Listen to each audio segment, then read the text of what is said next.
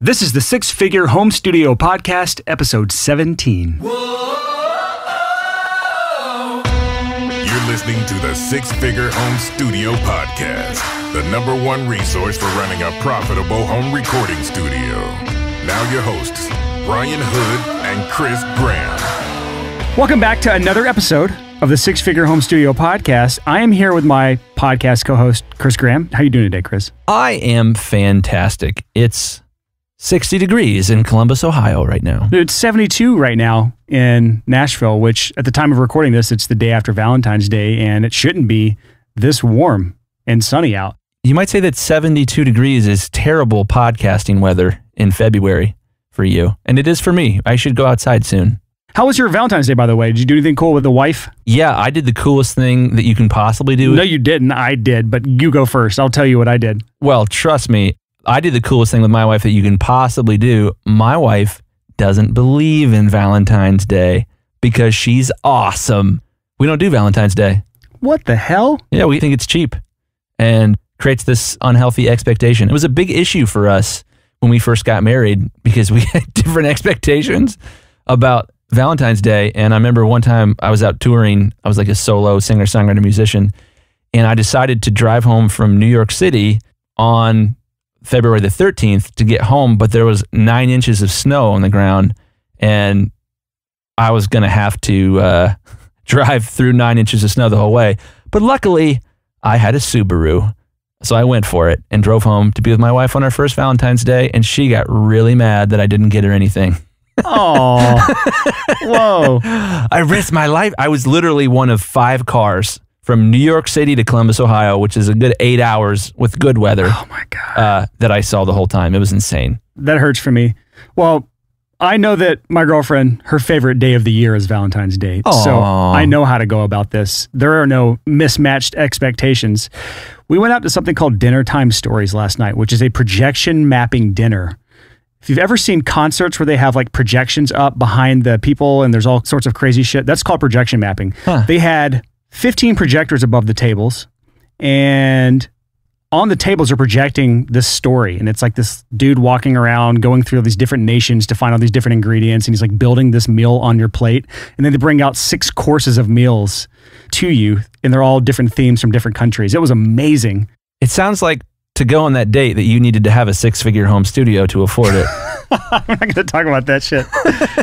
But it was a lot of fun, and it was a cool experience. So we were definitely the youngest people there. That's amazing. Anyways, that was just the worst use of the time of the podcast possible. But you know what? There's some personal stories about it. Yeah. Personal banter, personal banter, personal banter. Now down to business. Yeah, you know the formula. Here we go.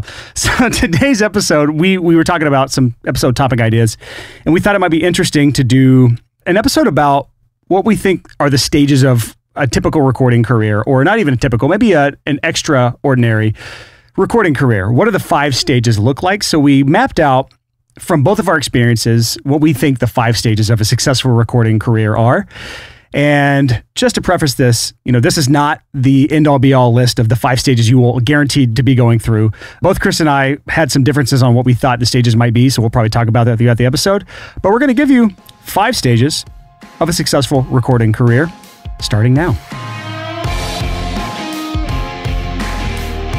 So the first stage in a successful recording career is pre-revenue. It's before you make any money. And for those of you guys that have heard Brian Hood's interview, I believe that was episode 3, Brian's pre-revenue story is insane. This idea that he got Pro Tools before he, was the successful owner, producer, entrepreneur that he is. He got Pro Tools and he would stay awake for 30 hours.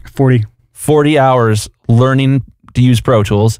And then he'd fall asleep and then wake up and spend 40 more hours. Yeah. It was like 120 something hours that first week of my pre-revenue career. Yeah. And so on and so forth. Drive, pretty fascinating. So yeah, like this is an interesting part of everyone's career, and it's important, it's to you can't just show up and say, I'll record you for money or I'll mix your record for money without having done something pre-revenue on that. Yeah. This is like where you're starting to build your equity as a business owner. You're starting to put in the time, put in the effort to put all the pieces into place so that you can make it to these other stages of your career. Because if you can't get past this stage, you're not a business.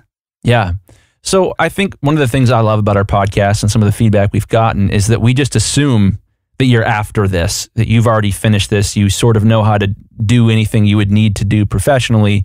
You just haven't been able to get paid. So we debated on whether to even include this section. I think it'll be helpful with people. Yeah. It's important because to recognize not all of our podcast listeners actually have a business yet. It's their dream to do this. And this is the podcast to listen to do that. So let's talk about the pre-revenue phase, or the pre-revenue stage, whatever you want to call this. This is where you're just putting in your time. You're learning your craft. You have to be, ultimately, no matter what your goals are for your studio monetarily, you have to be good enough to get paid to do this. You have to be good enough. And if you can't put the time and effort in to learn the stuff you need to learn to hone your craft to the level you need to hone it to, it's going to be a long and difficult road if you can't get that into your head. You have to be, first and foremost, talented at what you do. Absolutely.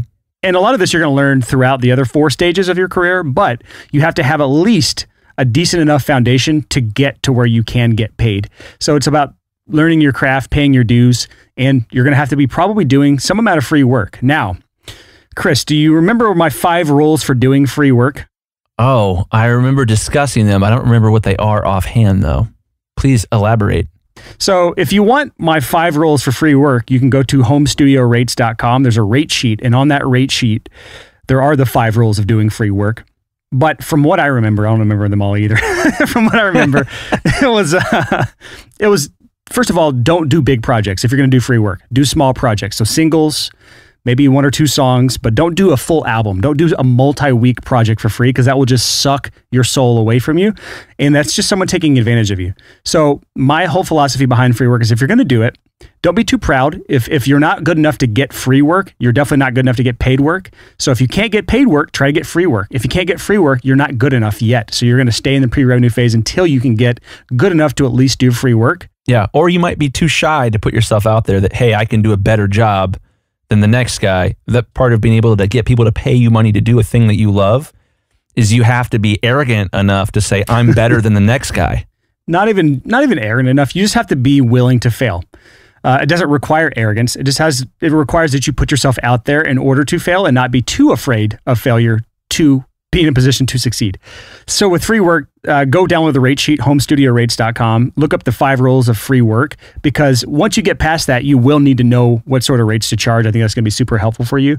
But you're also in this phase, when you're doing this free work, you're building relationships with those people that you're working with. And that is a super important part of getting out of this pre-revenue phase, is to build relationships with people that are eventually going to pay you down the road. Absolutely. Well, let me jump back into one of these issues in pre-revenue. And for you guys that already are making money, I promise we'll be quick and move on to the other more exciting ones of this. But I think it's important to point out this idea of paying your dues. I don't totally agree with some of the baggage that comes with that term. What do you mean? Well, the world that existed 20, 30 years ago, you couldn't really get a job doing anything without paying your dues. This is true. I like to say there's only been a few times in human history when children grew up in their world, not in their parents' world. So I'm 35, my mom is in her 60s, and I don't live in my mom's world.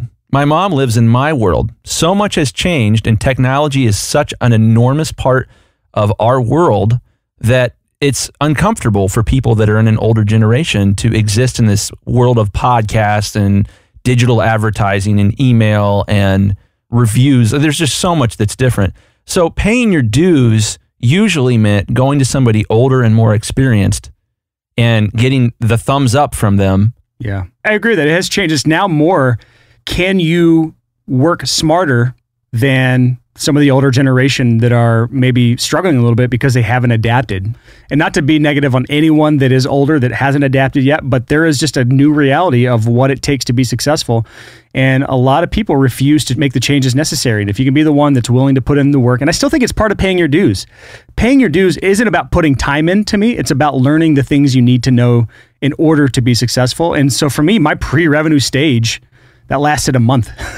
From the day I bought my gear to my first paid project was a month or less. So it wasn't like it was this long, drawn out process where I was trying to get free work. I actually never did free work in my pre-revenue phase. I had already done a lot of work to build my reputation. So I was a little different. I had my band's back to kind of jump off of.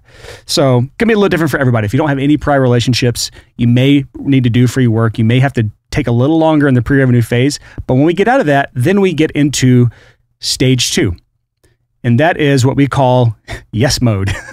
So yes mode is an interesting one. Yes mode is the opposite of stage 3 that we'll get to momentarily, which is niching down. Yes mode is exactly what it sounds like. You have skills, you will accept money to use those skills in any way, shape, or form. Yeah, so this is all about taking on whatever projects you can get. At this stage in your career, you may not have any clue about what niche you're in. You may not be working with any specific type of genre or artist. You're just taking whatever you can get. And the reason that is so important is because you are discovering where your passions lie. You're discovering where your talents really are, and you're discovering where you excel and what you want to do. And until you've experienced a lot of different things, it's going to be hard to say, hey, I want to do this for the next 5 to 10 years, or hey, I want to do this for the rest of my life, or hey, I want to do this for at least the next year or two. It's very difficult to do that if you haven't experienced a lot of different areas. Yeah, and with that, this is going to be hilarious to share. This is a really hillbilly illustration and was my business plan all along. You know, when you go fishing, what you do is you take a bunch of poles and you put them out in the water and you wait and you see which one of those poles is getting the most bites.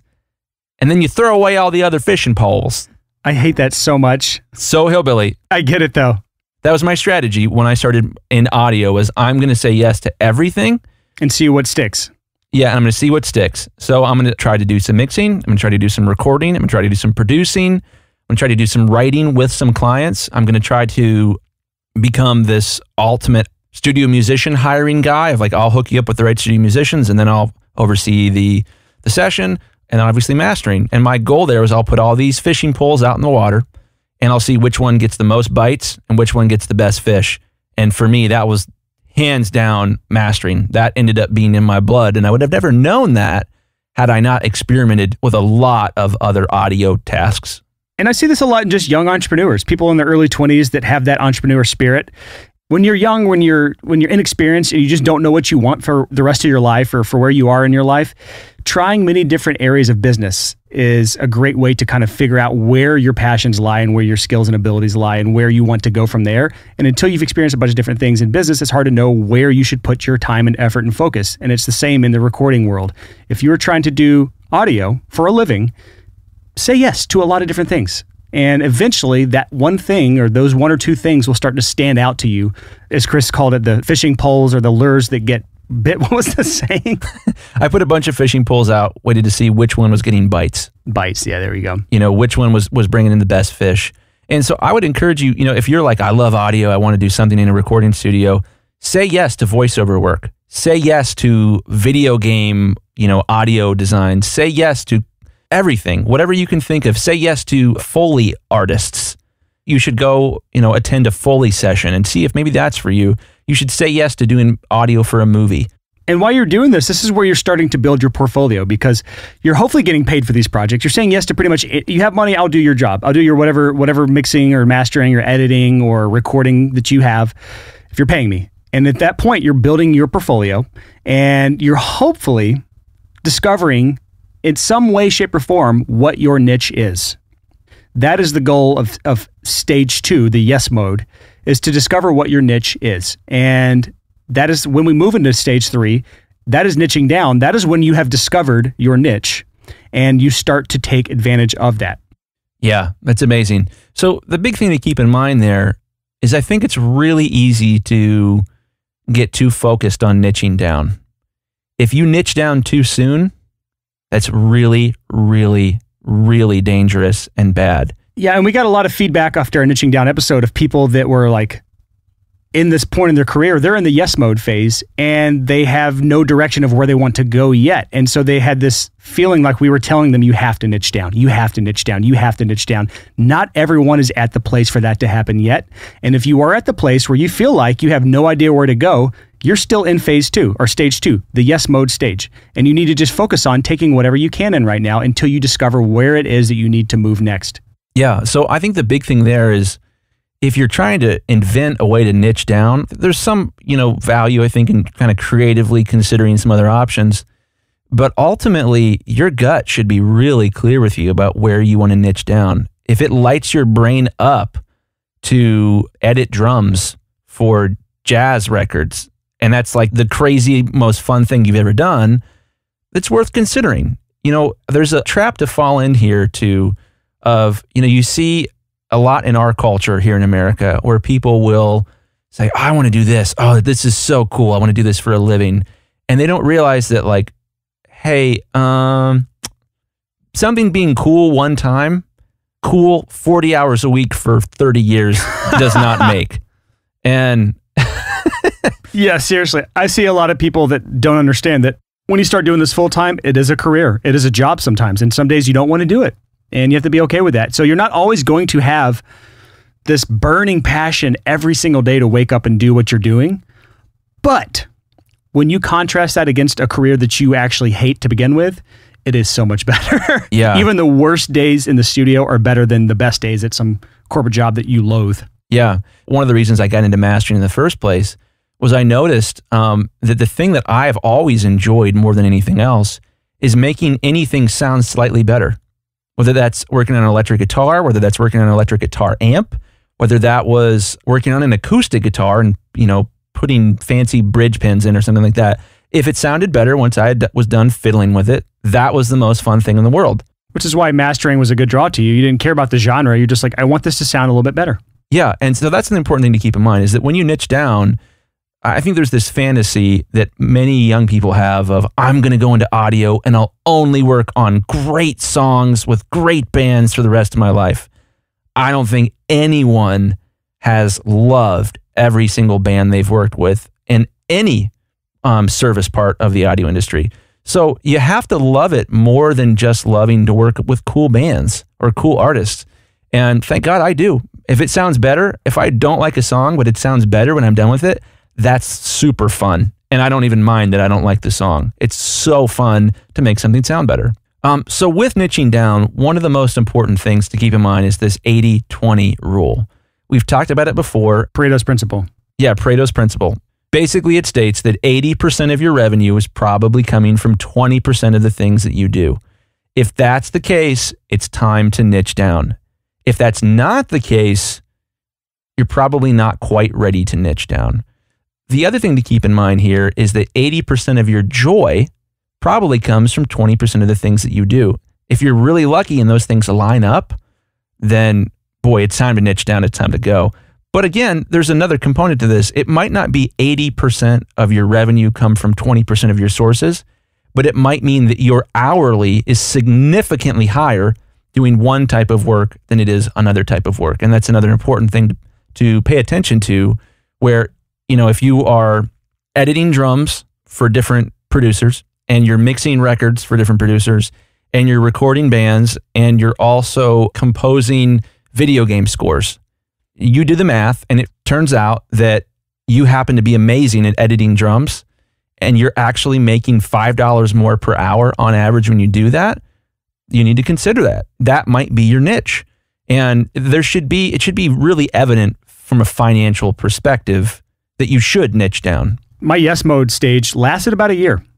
My first year in business, I was just taking on any sort of project, jazz, rock, acoustic, pop, and then obviously hardcore and metalcore bands, because that was what I was known for in my previous band, and that was some of the bands that were in my area. So I was all over the place as far as genres, and I was saying yes to anything that had money. But by the end of the first year, I had basically just slowly started just only doing hardcore and metalcore bands because that was the stuff that was coming to me constantly. It's not like I just decided out of thin air that I'm going to niche down in the heavy music world and that's the only thing I'm ever going to do. It's not like I did that. It was just, it naturally grew and basically the niche chose me. That's how it came about. I just started doing more and more of those bands, and naturally over time, my messaging, my positioning, all of the gear I had, everything about what I did catered to heavy music. So from year 2 until now, that is the niche I've been in. And from 2010, which was year 2 for me, that is when my income has just started to grow and grow and grow. So once you start to niche down and you've either chosen your niche or your niche has chosen you, this is where your business will start to grow. And that's how it was for me. I believe that's how it was for Chris, but that was when my income started to go up and I really gained traction in my studio. Yeah. So for me, it was a little bit different. There's basically two ways that you can begin to niche down.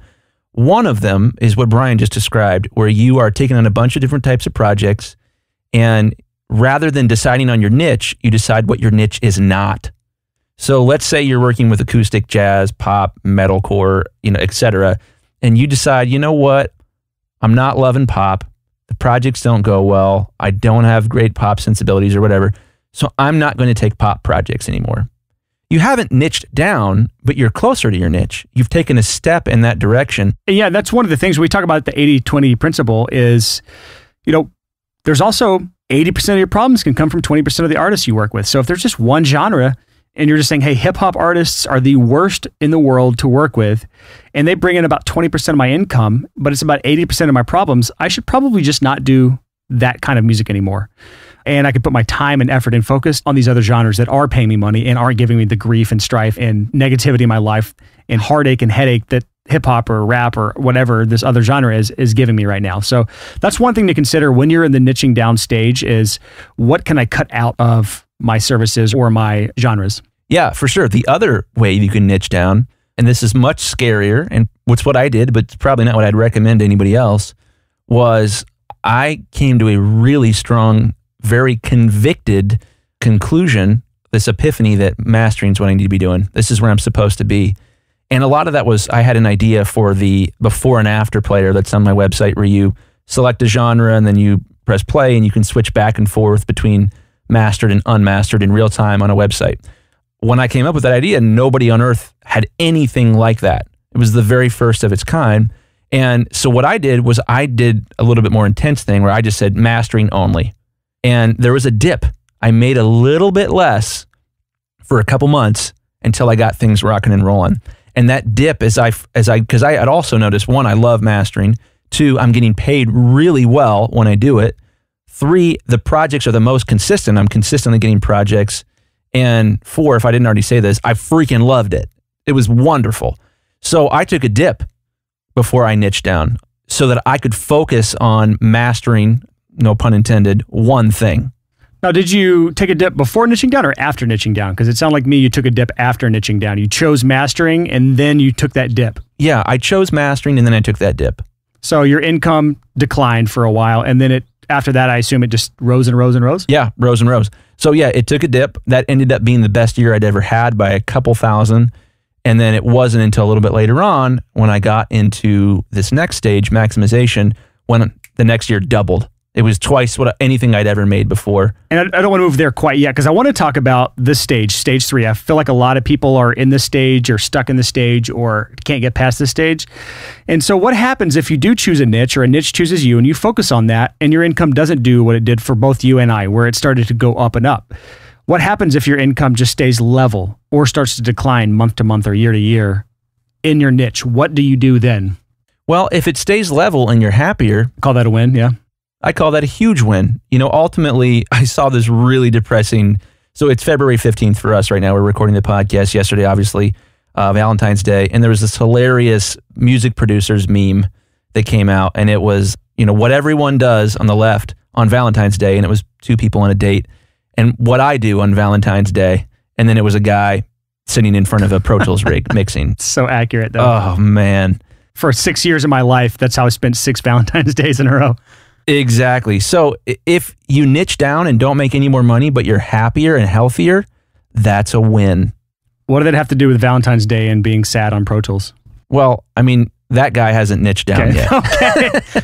When you niche down, you'll find love. Yeah, when you niche down, you'll find love and have time for those you love. No, I get it. But I think it is important to say, define what success is to you. And that's beyond the scope of what you can do in one episode here, because everyone's level of success is different. Part of it's happiness, part of it's income. I know we're the Six Figure Home Studio, but I base what I consider success on much more than financial. It's, to me, financial is secondary to me doing what I want to do for my life. All right, so let's move into stage 4 here. That is the maximization phase. And this is where both you and I unanimously agreed that more 80-20. This is where you do even more 80-20 on your business. Yeah. And we have 3 specific things in the maximization phase to really start ramping up. So maybe if you have niched down, maybe you are level on your income, maybe stage 4, maybe this is how you get your income up year to year to year. Maybe this is how you double your income next year or even this year. And there are 3 specific steps that we talk about in the maximization phase. Chris, you want to take these? Yeah, so these are straight out of the Six Figure Home Studio Bible, aka the 4-Hour Work Week. Yeah. And well, let's give the 3. We have elimination, automation, and then delegations in that order. And I did it backwards. I did delegation, automation, then elimination, I think, in my own business. But let's talk about it in this order and why we like it in this order: elimination, automation, delegation. So let me first just sort of point out to those listening, based on the feedback we've gotten from our listeners and where most people tend to be, this is the good part of the podcast. This is the good part of this episode where we get down to the nitty-gritty that is rarely understood, and this is the only reason I have any level of success. Yeah, then this is where it starts getting really fun. If you can make it to this stage, this, in my opinion, is the most fun in business that you can, when you get to this sort of, actually, I would say the next stage is actually the most fun, but this is the first time you can really start to have fun in a business. You know, the rest of this, it's a lot of fun as a audio engineer, as a mixing engineer, as a mastering engineer, as a creative side. But stage 4 to me is the first time you really have fun as a business owner, as an entrepreneur. Yeah. You get to open it up, man. You get to put the pedal to the metal and feel the wind in your hair. And this is when growth starts to happen fast. If you do it right. It was mind-blowing for me when I started to experience this. And for me, I've mentioned this in previous episodes, this started to happen to me when my wife was pregnant with our first kid.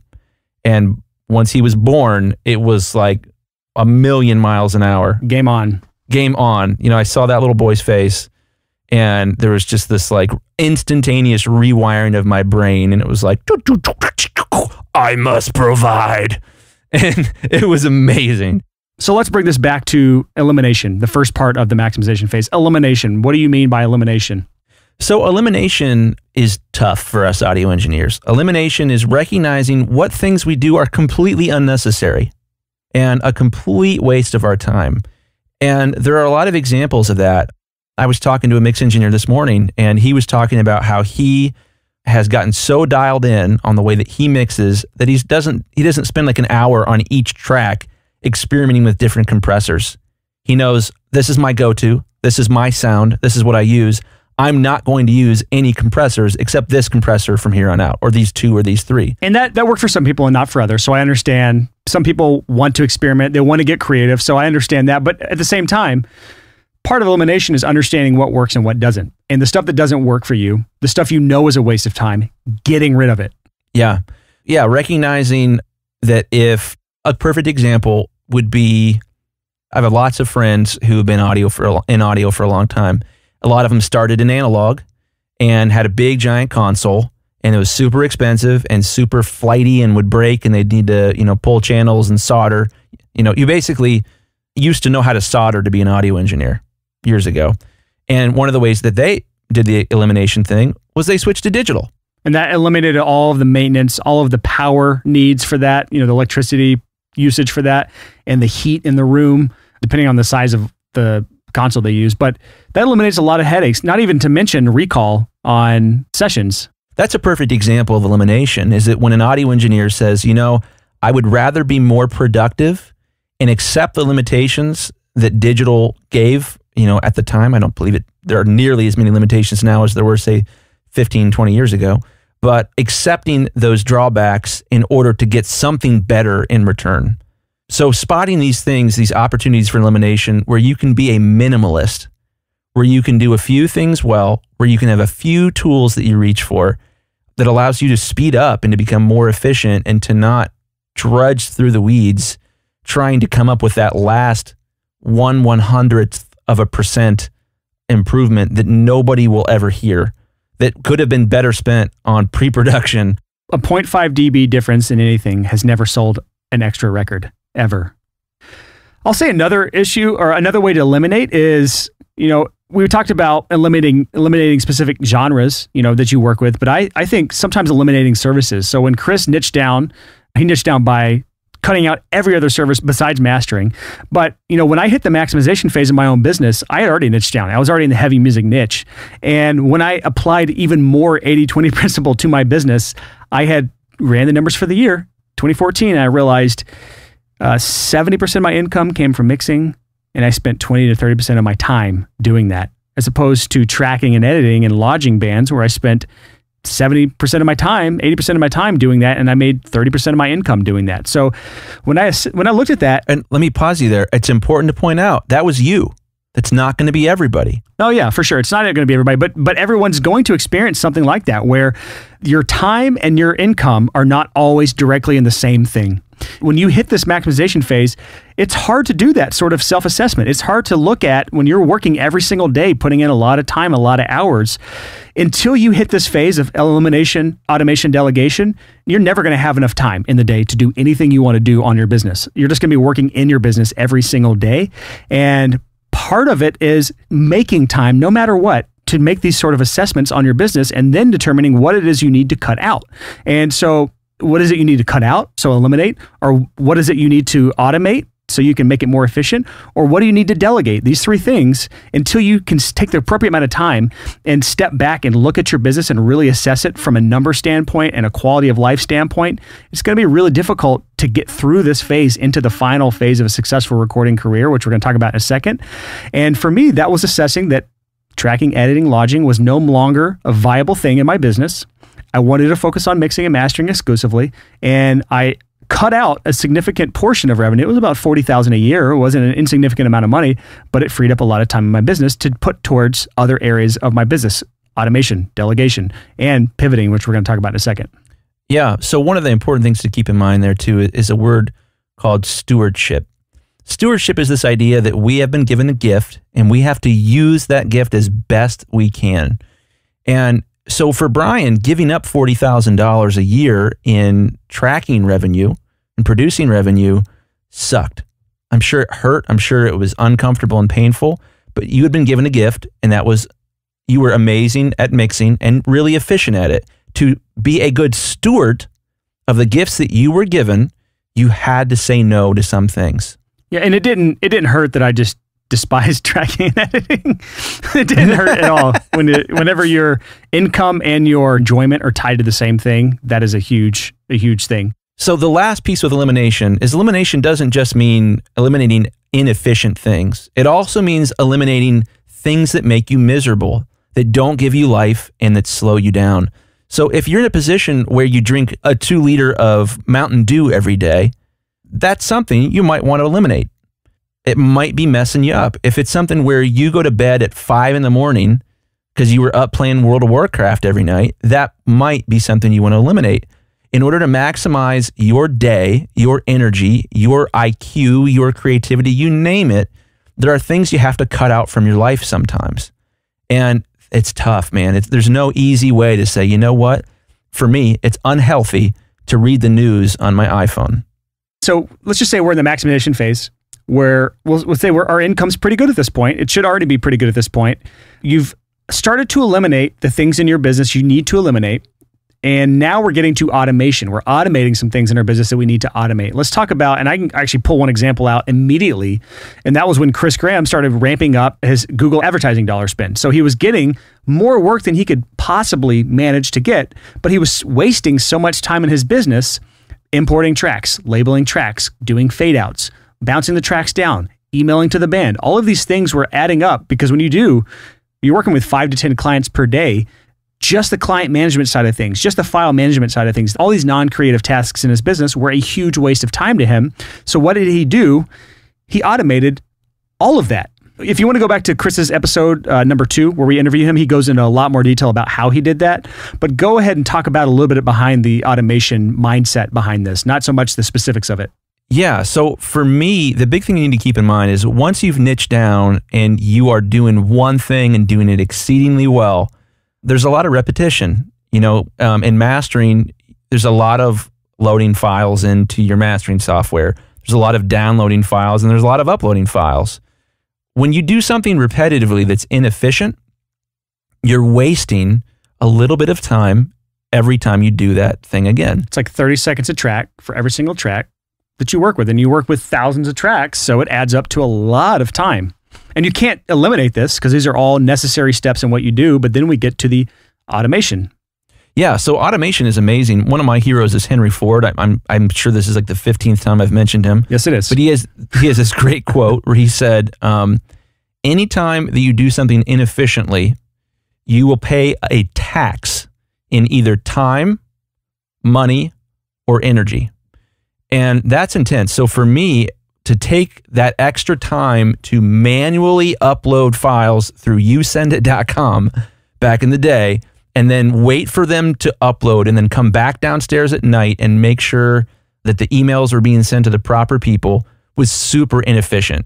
And it cost me not only a lot of time every day, but I couldn't be done for the day until way after I had gone home and eaten dinner, because I needed to come back and make sure that all the files, now that they were uploaded, could go to the right spot. So it was a time suck and it was a focus suck because you're focused on, did this happen correctly? And you can't just cut your mind off from work once you go home. Yep. And what would happen with that is I'd come home, I would never completely turn off, and I would be exhausted all through the evening waiting for this to be done so I could finally take a deep breath at, say, 9:30 at night.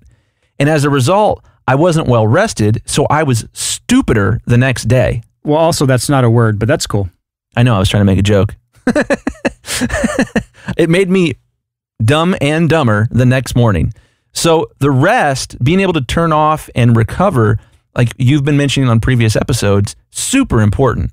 So a lot of times this automation isn't even just about, making more per hour as it is like have enough time to recover and be healthy. Yeah, there's multiple goals with all of this stuff. Sometimes it's getting time back. Sometimes it's making more money per hour. Sometimes it's just making your life more enjoyable. Yeah. When I started automating the different administrative parts of my business so that I could come right in and get right to the creative part, right to the mastering, the part that I loved. Yeah. One of the things that surprised me was I found myself calling my clients much more often.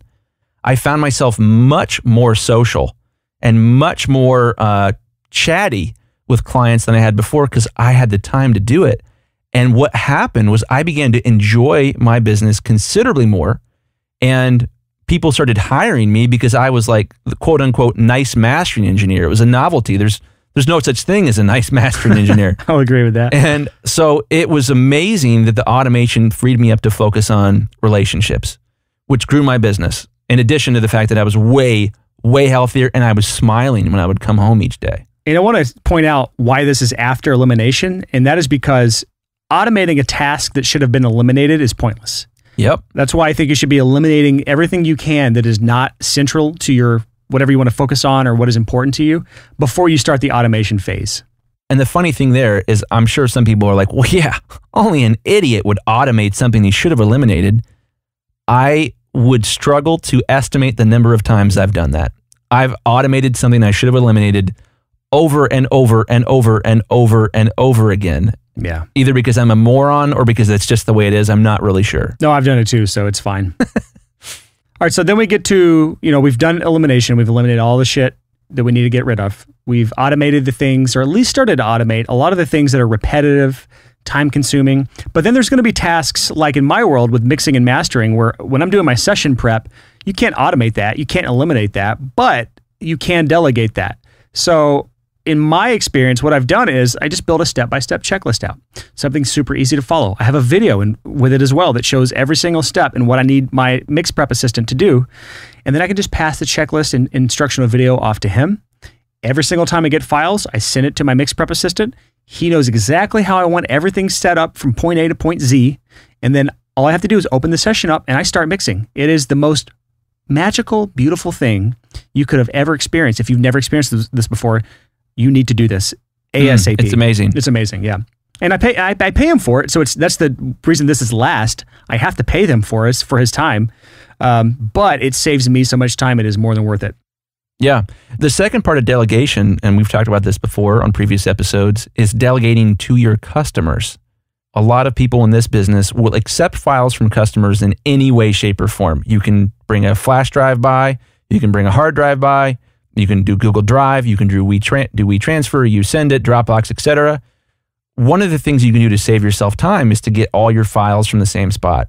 And just to say, and this is how my website is, if you want mastering, you have to either upload it through my webpage or you have to share a Dropbox link on a specific part of the page as well. So all of my files only come in through one spot. So I don't have to like, oh crap, I'm missing the second mix for the third song. Was that Dropbox?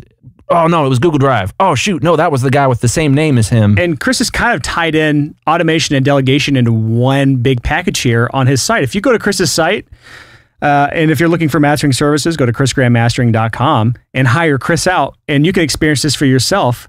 But you go to his site, you start to fill out his form, and depending on what options you pick, all of this nicely automated, logic-based form system starts to spread itself out as you start to fill things out. So depending on which DAW you use, or depending on which sort of files or whatever, different options are going to come up. That is all automation. And then he also delegates some tasks to you. As the person spending money, he has basically outsourced certain tasks to you. And one of those being labeling the final master track names.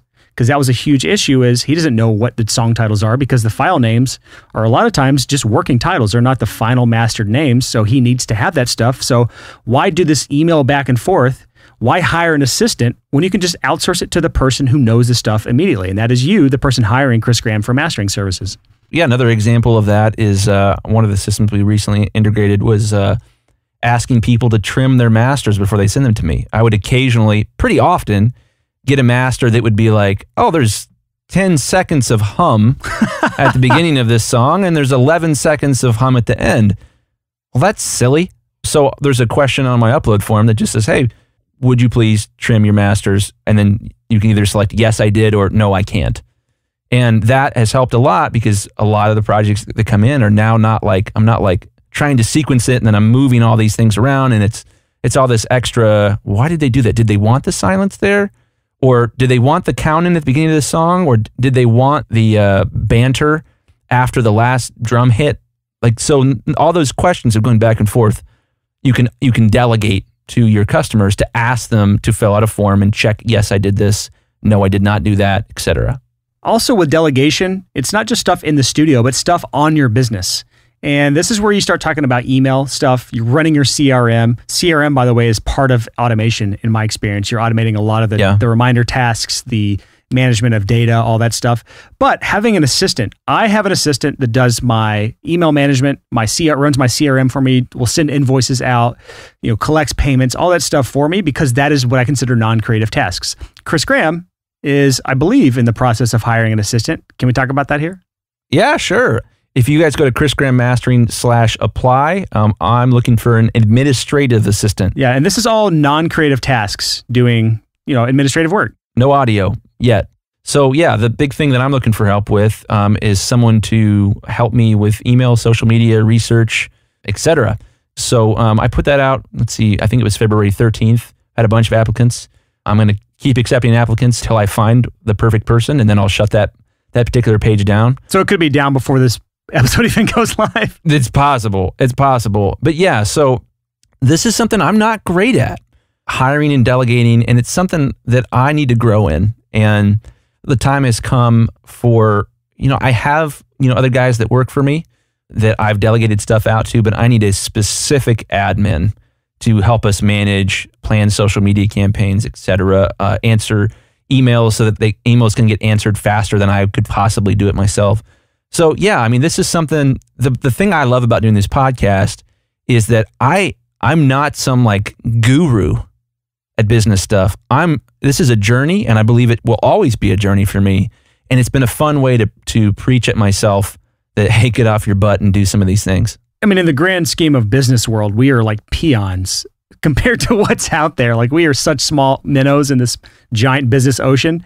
So there's no way have we mastered any of this or all of this. We've mastered maybe tiny little bits and pieces of it, but I would say I really haven't mastered any of what we've talked about so far. Not elimination, not automation, not delegation. I've implemented bits and pieces of this, but I'm not perfect at any of this by any measuring stick. So elimination, automation, delegation, those are the big core parts of maximizing your business. And a lot of that comes down to, hey, you can't do everything as a business owner. You can't do every single thing in your business. You need to focus on what your core talents are and let other people handle that. And it's hard to get to this point until you have the revenue to support additional hires.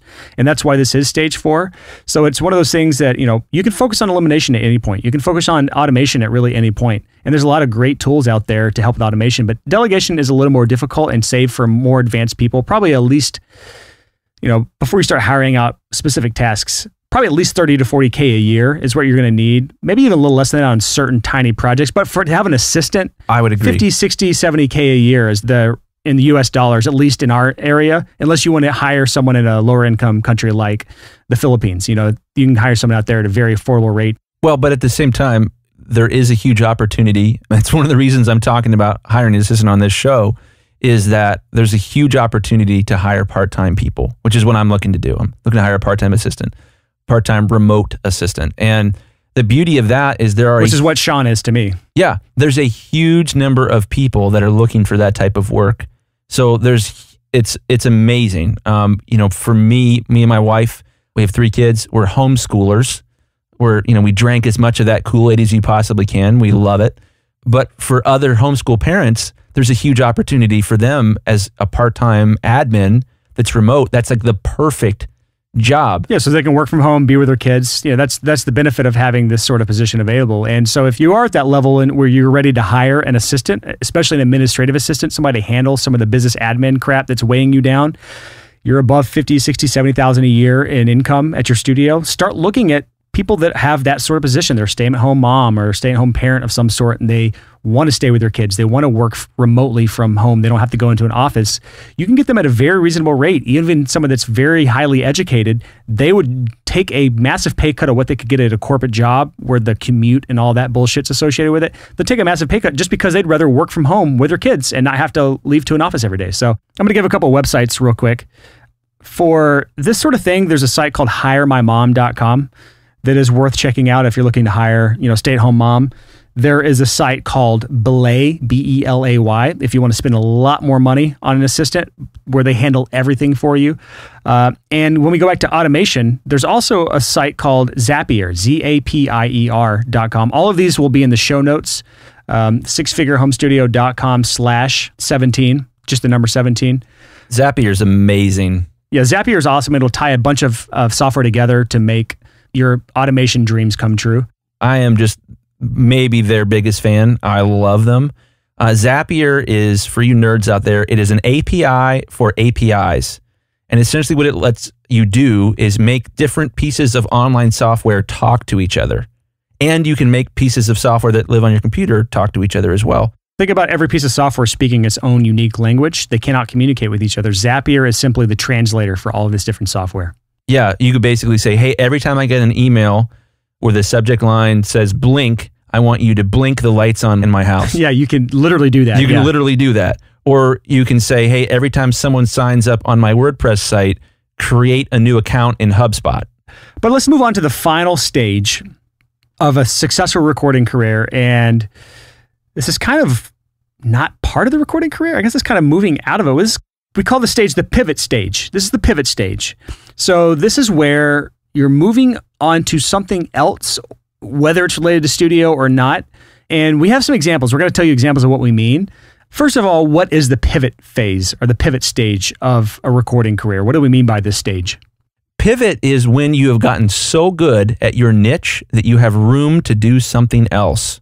Or just so good at your business that you got room to do something else. It doesn't necessarily have to be, in the business or in the studio world. This could be something completely different that your studio has enabled you to do. And so we have some examples here of things. And the first example, and most obvious to me, is when you get to stage 5 here, you could start a second business. I've seen this from many, many people. I've done it myself. And we have examples of plenty of people that have done this. But that is, you have a really nice home studio business humming along. You have consistent income coming in. And that enables you to do things that you could not otherwise do. And so, we'll talk about each of these in a second, but there's a lot of options. You have a lot of options at this point to do things that you couldn't normally do otherwise. You could even leverage your expertise in the studio into launching a blog called the sixfigurehomestudio.com and then offering a class called The Profitable Producer to teach people how to run profitable home studios, much like Brian Hood, though he would probably crush you. So you might want to find your own niche. That goes without saying that there's 3.5 years of blogging for free associated with that before you can do that. There's a lot of, but anyways, I had time to do stuff like that. You don't have time if you're consistently stuck in the niching down phase or the saying yes to everything phase where you're doing all of the work, you're doing everything. If you don't get to the maximization stage, you can't make it to the pivot stage. So I was able to maximize my studio to the point where I had free time to launch the sixfigurehomestudio.com or to launch my mixing course from Shit to Gold or to launch my real estate business stuff. Like I didn't have time otherwise. And that is the power of stage 5 of a successful career, is being able to pivot into other areas of life and business. And so let's just talk about the list we have right here. You had on our list something called line extension. What the hell is that? A line extension is we take your brand and you begin offering an additional product or an additional service. So you've gotten to the point where you're like, hey, we're pretty good at this. Let's say we're Crest toothpaste, and everyone knows that Crest is great and we've got this on lock. Tell you what, let's start selling some toothbrushes too. I've done this. So I was about to say, I know you just did this, so I was going to bring that up if you weren't. Yeah, so niching down, when I began to niche down, I stopped taking anything but mastering projects. A couple years ago, after turning down hundreds and hundreds of mixing projects, I finally said, I'm stupid. I know tons of mix engineers because I'm a mastering engineer. I'm going to hire them and begin offering mixing services as well. And so Chris Graham Mastering also offers mixing services, but it's mix engineers that I've mentored. And it's been going great. It's one of the fastest growing parts of my business, but I don't offer the mixing services. I just oversee them. Project manager. Yeah, that line extension was possible because I had done such a great job at elimination, automation, and delegation that I was more efficient at mastering than I ever imagined I could be. And the quality of the work I was doing was better than I ever imagined it could be. So I began to offer additional services, which on its surface, you would look at and say, oh, well, that's not niching down. It is if you do it in the right order. That's true. Yeah, you got through the first 4 stages of mastering, and then on stage 5, pivot, you were able to do a line extension, offer mixing services. Absolutely. So that line extension, you can do more than one thing, but you would be wise to focus on mastering one thing, no pun intended, before moving on to that second thing.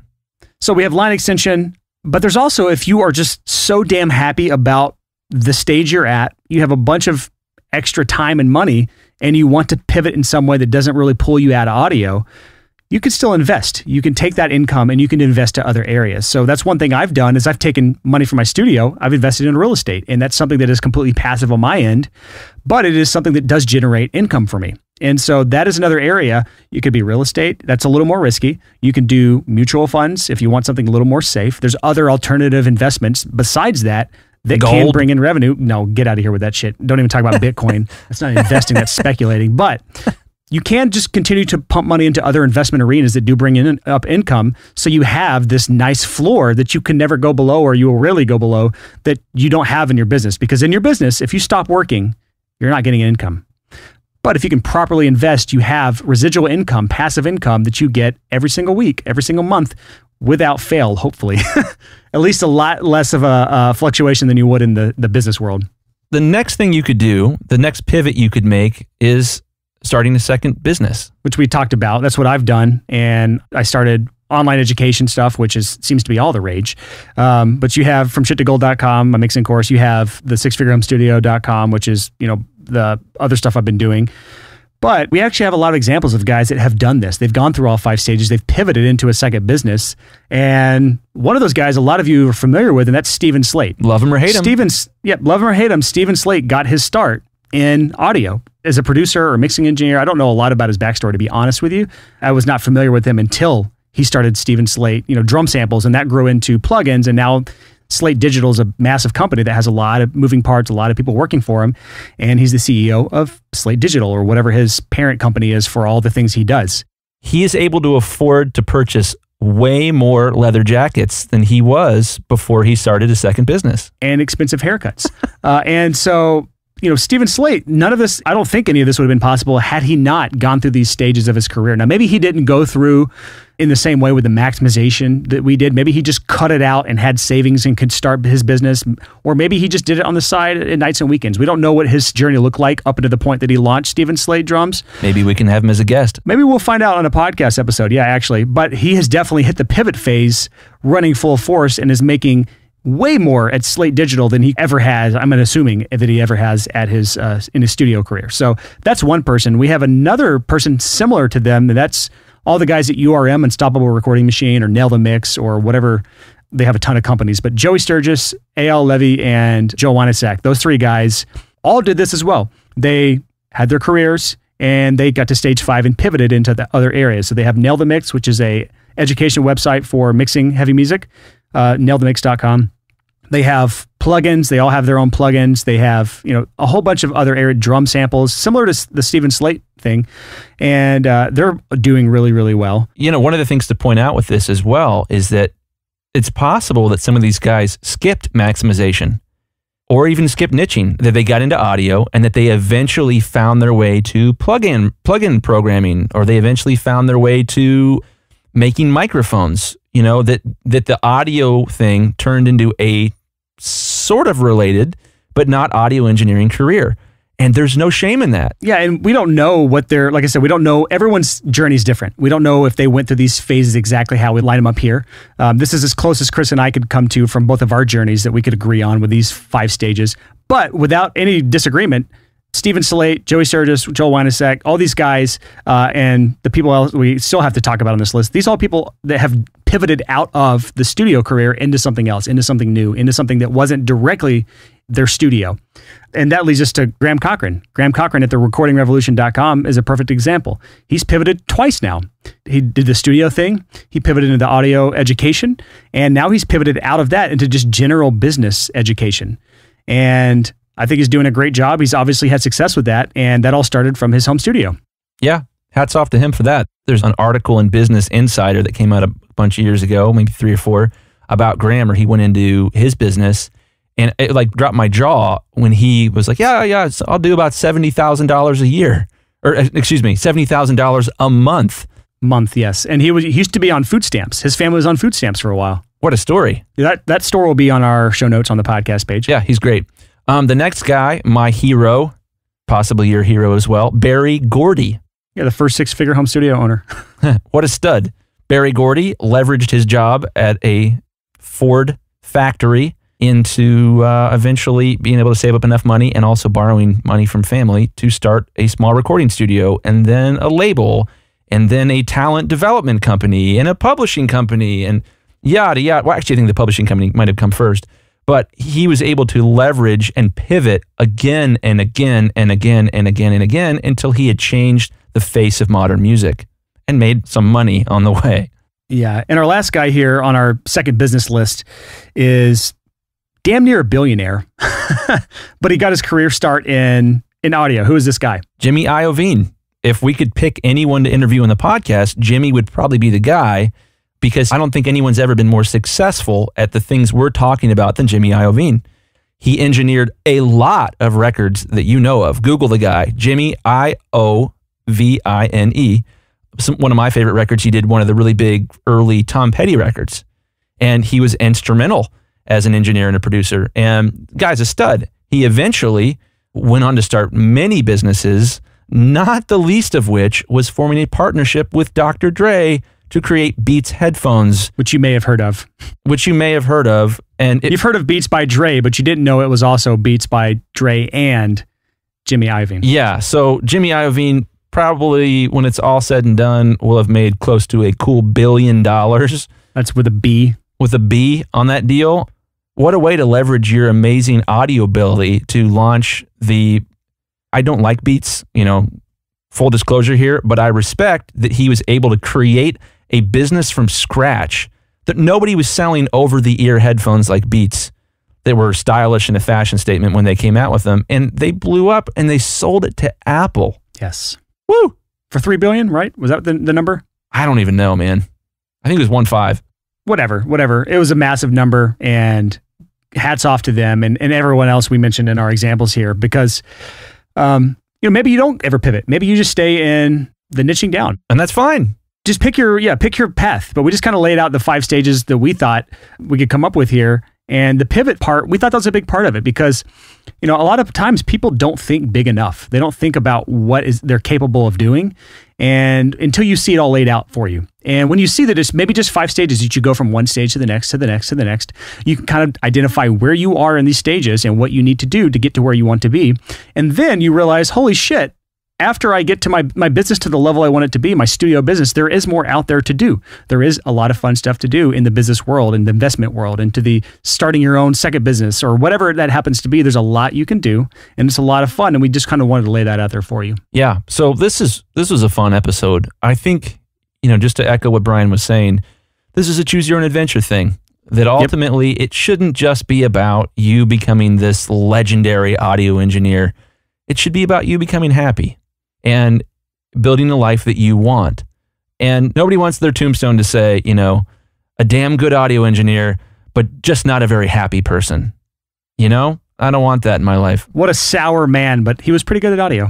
Yeah. Pick and choose from this episode what you thought was good and what you just absolutely hated, and just cast aside the stuff you hated and focus on the stuff you liked. And that's pretty much all of our episodes. Yeah, so here's a quick ask for you guys. The podcast has become, I think I speak for Brian, one of the highlights of our week, getting to record it and getting feedback from you guys.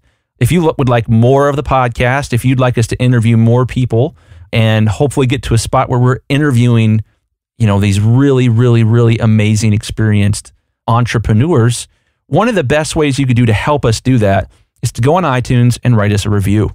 That 5-star review goes a big way, because if we reach out to Jimmy Iovine and we say, hey, I know you have $1 billion and can do whatever you want. Do you want to come on our little wimpy podcast? The first thing he's going to do is going to look at and see how many 5-star reviews there are.